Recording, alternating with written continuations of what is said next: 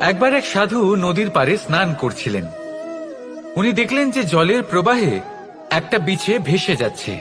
তার প্রাণ বাঁচানোর জন্য উনি তাকে তুলে নদীর পাড়ে রাখার চেষ্টা করলেন, কিন্তু যেই সেই বিছেকে উনি হাতে তুললেন, সেই বিছে ওনাকে কামড়ে দিল। সাধু আবার চেষ্টা করলেন, সেই বিছেকে হাতে নেওয়াতে সে আবার তাকে কামড়ে দিল।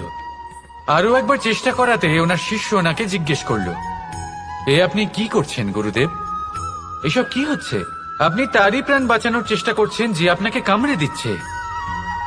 গুরুদেব উত্তর দিলেন যে ও বিছে হয়েই নিজের কর্ম করছে, নিজের প্রবৃত্তি, নিজের ব্যবহার বদলাচ্ছে না।